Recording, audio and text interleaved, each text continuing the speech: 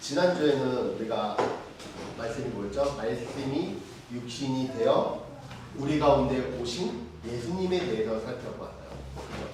그렇다면 오늘은 우리 가운데 오신 예수님께서 과연 무엇을 하셨는가에 대해서 살펴보려고 합니다. 우리는 정말 살아가다 보면요, 많이 사람들과의 관계 속에서 오해를 많이 하며 살아가는 것 같아요. 겉으로 보이는 모습만 보고 사람 혹은 그 상황, 환경을 오해합니다. 그래서 그 오해로 인해서 사랑했다라는 말이 된다는 거예요. 예수님께서 우리 가운데 오셔서 고난을 받고 십자가에 죽으신 이유는 바로 예수님을 향한 하나님의 징벌이 아니라 바로 우리의 질고 때문이고 우리의 슬픔 때문이라는 것을 분명히 이사야서는 강조하고 이야기하고 있다는 거예요. 질고는 뭐예요? 인간이 병들고 연약한 상태를 이야기합니다. 슬픔은요, 그 상태 속에서 겪는 고통과 괴로움을 이야기해요. 하지만 여기서 이야기하는 이 질고와 슬픔은 단순히 우리가 느끼는 그 감정의 문제만을 이야기하는 것이 아니라 하나님을 떠난 인간이 겪는 현실을 이야기하고 있다는 거예요. 예수님께서 우리의 질고를 지고 우리의 슬픔을 담당하셨다라고 말씀한 뒤에요, 5절로 가면은 그 이유를 더 자세하게 이야기하고 있어요. 우리 5절에 같이 한번 읽어볼까요? 시작. 그가 찔림은 우리의 허물 때문이요 그가 상함은 우리의 죄악 때문이라. 그가 징계를 받음으로 우리는 평화를 누리고 그가 채찍에 맞음으로 우리는 나음을 받았다. 4절에서는 질고와 슬픔을 이야기했어요. 5절에서는요 허물과 죄악을 이야기합니다.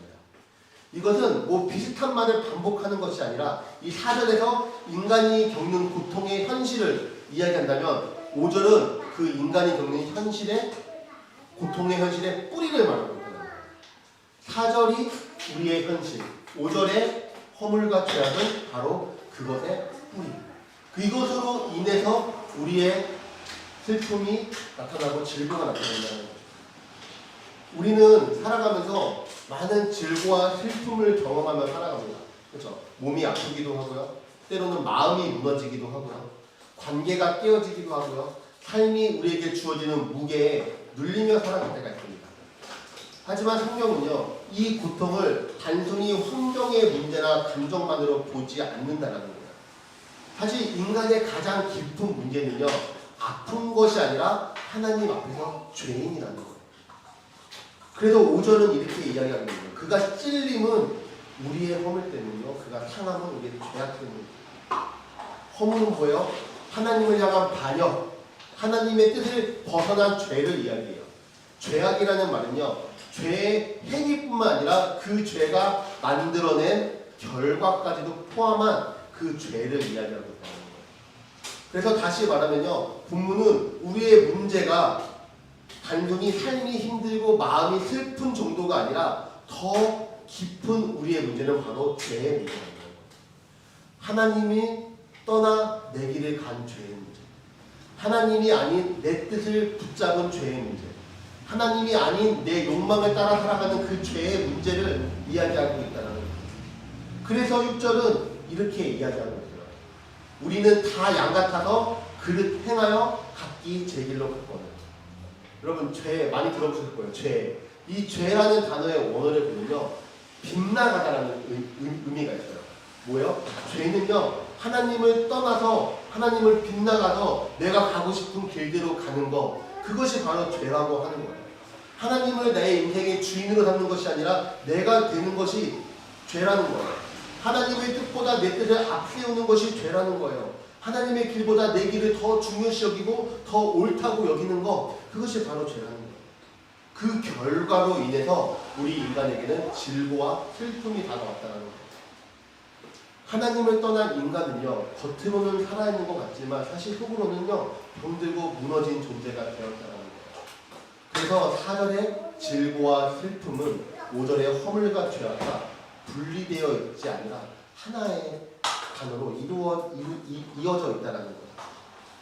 하지만 오늘 이 본문 속에서 놀라운 복음은 뭐예요? 바로 예수님께서 우리와 우리의 슬픔과 질고만 담당하신 것이 아니라 그 질고와 슬픔의 뿌리, 그 근본이 되는 우리의 허물과 죄악까지도 우리 대신해서 담당하셨다라는 거예요. 예수님은요 우리의 아픔만을 공감하시는 분이 아니라 우리는 그 아픔의 원인을 해결해 주시는 분이라는 거예요. 우리가 병을 고칠 때요 단순히 그 병으로 인해서 나타나는 그 증상을 해결하는 게 병을 고치는 게 아니에요. 그렇죠? 그 병의 원인을 고쳐야지 그 병이 완전하게 낫게 되는 거예요. 그렇기 때문에 하나님께서는 우리의 죄로 인하여 나타나는 그 현상, 슬픔, 우리의 즐거움을 해결해 주시는 분이 아니라 그 죄의 근본, 뿌리, 그 문제를 해결해 주시기 위해서 우리 가운데 오셨다는 거예요.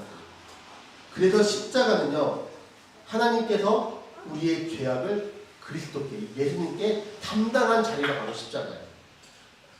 사람들이 예수님은 자기의 죄 때문에, 예수님의 죄 때문에 벌 받는다고 생각했어요. 하지만 오늘 성경은 뭐라고 해요? 정반대로 이야기하고 있는 거예요. 예수님은 자기의 죄 때문에 찔리고 고난받으신 것이 아니라 우리의 죄 때문에, 우리의 허물 때문에, 우리의 죄악 때문에 찢기시고 상하셨다는 것을 오늘 성경은 분명히 이야기하고 있다는 거예요. 이것을 통하여 우리의 첫 번째 오해는 해결됩니다. 십자가는 예수님이 자기의 죄 때문이 아니라 우리의 죄 때문에, 우리의 죄악과 우리의 무너진 현실과 고통을 고쳐주기 위해서 그 짐을 짊어지신 자리라는 거예요. 그것을 행하시기 위해서 영원한 말씀이신 예수님께서, 하나님이신 예수님께서 우리 가운데 오셨다는 겁니다. 근데 우리가 이 말씀 앞에서 우리는 또 하나의 오해에 마주하게 됩니다. 그것은 바로 예수님이 우리의 죄 때문에 고난을 받으셨다는 말을 우리는 쉽게 해요. 흔히 합니다. 그렇죠? 하지만 그 우리 안에 과연 내가 포함되어 있는가? 우리는 때로는 그 우리 안에 나를 포함시키지 않는 오해를 한다는 거예요. 그래서 우리는 이것을 봐야 돼요. 우리는 하나님 앞에서 그렇게 큰 죄인이 아니라는 생각을 가지고 살아간다는 거예요. 우리 예수님은 우리의 허물 때문에 찔리셨고 우리의 죄악 때문에 상하셨다는 말씀을 들으면서도 우리는 한편으로 고개는 끄덕이면서 우리는 사실 마음속으로 이렇게 생각할 수 있어요. 물론 내가 완전한 사람은 아니지만 그렇게까지 내가 큰 죄인인가? 내가 예수님이 찔리셔야 할 만큼 그렇게 악한 사람인가? 예수님이 상하셔야 할 만큼 내가 심각한 죄인인가? 라는 생각을 가지고 살아간다는 거예요. 하지만 오늘 본문 6절에서는 죄의 본질을 이렇게 이야기합니다. 우리는 다 양 같아서 그를 행하여 각기 제 길로 갔습니다. 여기서 중요한 건 뭐예요? 각기 제 길로 갔다는 거예요. 앞에서 잠깐 얘기했지만 성경에 말하는 죄는요 하나님을 떠나서 내 길로 가는 거예요. 내 뜻에 더 앞세우며 살아가는 거예요. 내 길이 더 옳다고 살아가는 거예요. 그래서 죄는요 단지 도덕적인 실패를 이야기하는 것이 아니에요. 내가 단순히 착한 일을 안 하고 나쁜 행동을 하고 도덕적으로 잘못된 일을 하는 게 죄가 아니라, 물론 이것도 죄의 한 형태이긴 하지만 그 죄의 원래 깊은 의미는 하나님을 떠나고 하나님을 빗나가고, 그것이 아무리 선한 일이고 아무리 좋은 일이어도 그것이 하나님을 떠났다면 그것은 죄가 된다. 양은요 볼 수 있는 시선이 되게 짧아요. 우리 어떻게 보면 이 신생아와 같죠. 신생아도 볼 수 있는 시야가 처음에 짧잖아요. 점점 강도 넓어지잖아요. 그렇기 때문에요 양은요 자기 스스로 길을 찾아가지 못해요. 목자가 이끄는 대로 양은 따라가야 돼요. 하지만 오늘 본문에서는 우리가 그 양과 같다고 이야기해요. 뭐요? 우리는 한참도 볼 수 없어요. 우리는 내일 일도 알 수 없어요. 아니 단지 1시간 뒤, 10분 뒤의 일도 우리는 알 수 없어요. 그렇기 때문에 우리는 목자 대신 그 예수님, 그 주님을 따라가는 삶을 살아야 된다는 거예요. 하지만 우리는 그렇게 살아가지 않는다는 거죠. 우리는 때로는 어느 한 부분에서는, 우리의 삶의 어느 한 부분에서는 하나님 없이도 살 수 있다고 생각합니다. 어느 한 부분에서는요 내 판단이 더 맞다고 생각해요. 그것이 성경은 죄라고 이야기합니다. 여러분, 성경에서 이야기하고 있는 죄는요 내가 얼마나 나쁜 일을 했는가의 문제가 아니라 나는 지금 누구의 길을 가고 있는가, 내가 지금 하나님을 내 주인으로 모시고 있는가, 하나님의 뜻을 따르고 있는가에 우리가 어떻게 답변하느냐에 따라서 우리는 죄의 가운데 있는가, 죄 가운데 있지 않는가를 우리는 선택할 수 있다는 거예요. 그리고 성경은요, 이 문제에서 그 어느 누구도 자유롭지 않다고 이야기해요. 오늘 6절에 보면 뭐라고 이야기할까요? 우리는 뭐가 붙어요? 다. 우리는 다예요, 다. 그 어느 한 사람도 빠지는 것이 아니라 우리는 다 양 같아서 그를 행하였다고 이야기하고 있습니다. 로마서 3장에도 3장 2절에도 이렇게 이야기하고 있어요. 모든 사람이 죄를 범하였기 때문에 하나님의 영광이 이루지 못하는 거예요. 성경은 모든 사람이 죄를 범하였다고 이야기하고 있어요. 죄는요, 몇몇 사람의 악한 문제가 아니라 모든 인간의 문제라는 거예요. 또 로마서 3장 10절에서도 로마서 3장 10절에도 이야기합니다. 의인은 없나니 하나도 없으며, 뭐라고요? 의인은 없으니 하나도 없다. 의인은 한 사람도 없다라는 거예요. 그리고 로마서 3장 12절에는요, 다 치우쳐 함께 무익하게 되고 선을 행하는 자는 없나니 하나도 없다. 이 말씀은요, 모두 뭐예요? 한 방향을 가리키고 있는 거예요. 뭐예요? 모든 인간은 의롭지 않다. 인간은 하나님 앞에서 스스로 설 수 있는 자가 없다. 인간 모두는 하나님을 떠나 각기 자기의 길로 간 죄인이다라는 것을 분명히 이야기하고 있다. 그렇기 때문에 우리가 과연 이렇게 말할 수 있을까요? 하나님, 나는 그렇게까지 죄인이 아니에요. 나는 예수님이 죽어야 할 만큼 그렇게 악하지 않아요. 십자가는 나와 조금 먼 거리입니다 라고 이야기할 수 있을까요? 없다라는 거예요. 그렇기 때문에 우리의 두 번째 오해, 나는 그렇게 큰 죄인이 아니야. 나는 하나님이 죽으신 만큼 그렇게 죄를 짓지 않았어라는 오해를 무너뜨려야 한다는 거예요. 십자가는요, 나와 상관이 없는 사건이 아니라 나와 깊이 연관된 사건이라는 거예요. 여러분, 이것을 인정하지 못하면요, 십자가는요, 우리와 전혀 상관이 없는 것이 되는 거예요. 십자가를 통해서 죄인을 구원하신 그 예수님의 사건이 내가 죄인됨을 인정하지 않는다면 그 십자가의 사건이 우리와는 상관없는 일이 되어버립니다. 그렇기 때문에요, 예수님께서 찔리신 것은 바로 나의 허물 때문입니다. 예수님이 상하신 것은요, 바로 나의 죄악 때문임을 기억해야 됩니다. 그렇게 각기 제 길로 갔지만 하나님은 우리를 포기하지 않으시고 6절 마지막에 하나님께서는 이야기합니다.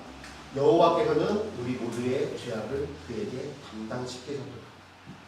우리가 하나님을 떠나 각기 제 길로 갔을 때 하나님은 우리를 그대로 내버려 두지 않으시고 우리의 죄악을 바로 예수 그리스도께 담당시키셨다는 것. 이것이 뭐야? 바로 복음인 것이죠. 그리고 세 번째 오해는 이것입니다. 하나님은 바로 내가 원하는 방식으로 구원하셔야 한다는 오해를 한다는 거예요. 우리는 하나님께서 우리를 구원한다고 할 때 내가 원하는 방식의 구원을 기대할 때가 많이 있습니다. 나의 문제가 빨리 해결되는 것, 나의 상황이 빨리 바뀌는 것, 바로 바뀌는 것, 나의 길이 즉시 열리는 것, 내가 원하는 결과가 바로 주어지는 것, 이것을 우리는 구원이라고 생각할 때가 많이 있어요. 이사야 시대의 사람들도 마찬가지였어요. 그들은요, 회복을 기다렸어요. 무너진 나라가 다시 세워지고 포로와 압제로부터 벗어나고 예루살렘의 영광이 회복되기를 기대했어요.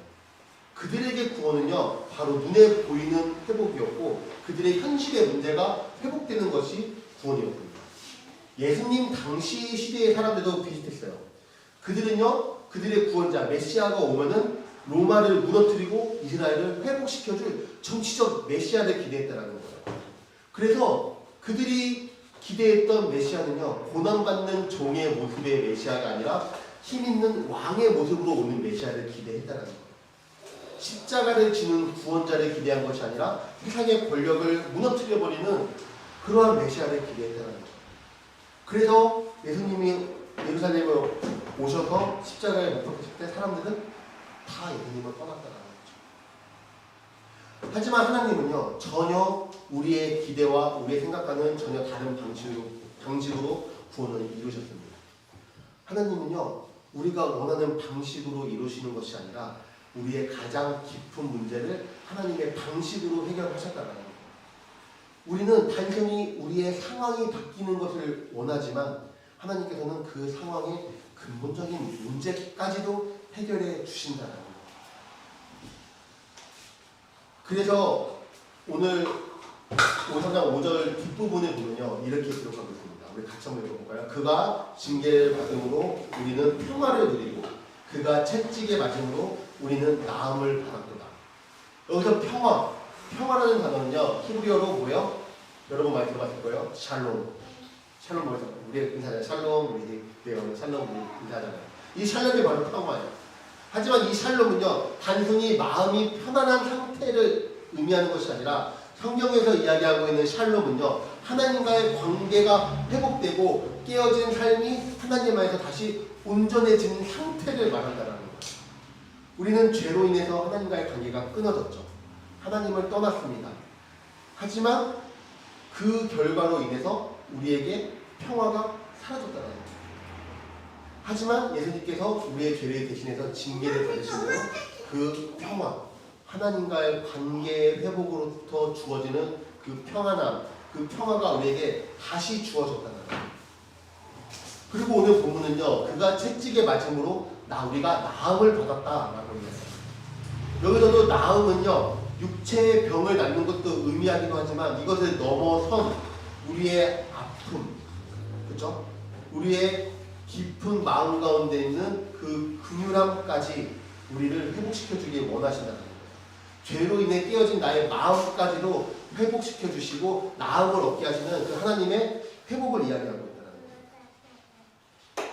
여러분, 우리는요, 때로는 우리가 원하는 방식으로 우리의 시간에 우리에 맞게 하나님께서 우리의 기도를 이루어주기를 원하실 때가 많이 있는 것 같아요. 하나님, 지금 내가 이렇게 힘든데 내 상황 다 아시잖아요. 지금이에요. 지금 바로 그때가 지금이에요 라고 우리가 원망하며 하나님께 기도할 때가 많이 있어요. 하지만 하나님은요, 여러분의 그 마음 아세요? 그 힘들어하고 있는 그 마음, 진짜 버틸 만큼 지금 버티고 있다는 그 마음까지도 다 아세요. 하지만 하나님께서는요, 그 상황만을 고치시는 것이 아니라 그 모든 십자가를 통해서 우리의 모든 죄의 문제까지 하나님과의 관계의 회복까지도 이루시기 원하시는 그 하나님의 때와 방법이 있다라는 거예요. 여러분, 하나님의 구원은요, 예수 그리스도의 십자가를 통해서 회복되는 구원은요, 바로 하나님과의 관계가 회복되는 구원이에요. 죄로 깨어진 삶이 회복되는 거예요. 여러분, 그 하나님과의 관계가 회복되면요, 우리의 삶의 모든 문제는 해결됩니다.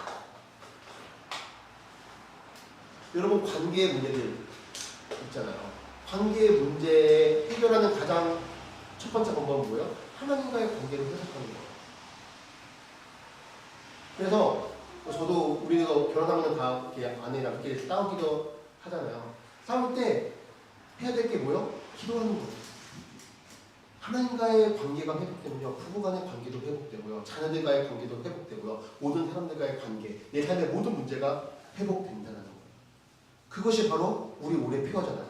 다시 하나님 앞으로 하나님의 얼굴을 구하고 하나님께로 나아갈 때 하나님께서 우리의 모든 문제까지 해결해 주시는 그 하나님 앞으로 나아가는 거예요. 그것이 바로 올해 우리 교회 그리고 여러분에게 주시는 말씀이잖아요. 여러분, 말씀을 마무리해보려고 합니다. 우리 지난주에는 말씀이 육신이 되어 우리 가운데 오신 하나님, 그 예수 그리스도를 살펴보고요. 오늘은 그 예수님이 우리 가운데 오셔서 무엇을 하셨는가에 대해서 살펴보았습니다. 오늘 본문은 분명하게 이야기하고 있어요. 예수님은 우리의 질고르시셨어요. 예수님은요, 우리의 슬픔을 담당하셨어요. 예수님은요, 우리의 허물 때문에 찔리셨어요. 예수님은요, 우리의 죄악 때문에 상하셨습니다. 그러므로요, 예수님께서 이 땅에 오셔서 하신 일은 분명하다는 거예요. 예수님은 자기의 죄 때문에 죽으신 것이 아니라 우리의 죄를 담당하셨고, 그리고 그분으로 인해서 우리를 하나님께로 돌아오게 하셨다는 거예요. 그리고 우리에게 참된 평화와 회복과 구원을 주셨다는 거예요. 이것이 바로 그분이 우리 가운데 오셔서 하신 일이라는 거고요. 우리가 믿어야 할 복음이라는 거예요. 우리가 오늘 이렇게 함께 고백했으면 좋겠습니다. 이게 있죠? 우리 가운데 오신 예수님께서 우리의 죄를 담당하시고 십자가를 통해 우리를 구원하셨습니다. 우리 이렇게 같이 한번 고백했으면 좋겠습니다. 시작. 우리 가운데 오신 예수님께서 우리의 죄를 담당하시고 십자가를 통해 우리를 구원하셨습니다. 아멘. 우리가 이 사실을 기억하고 우리의 한 주간의 삶 속에서 우리가 예수님을 다시 바라보고 예수님께서 허락하시는 참된 평화와 회복을 누리며 살아가는 한 주가 되기를 주님의 이름으로 간절히 축복합니다.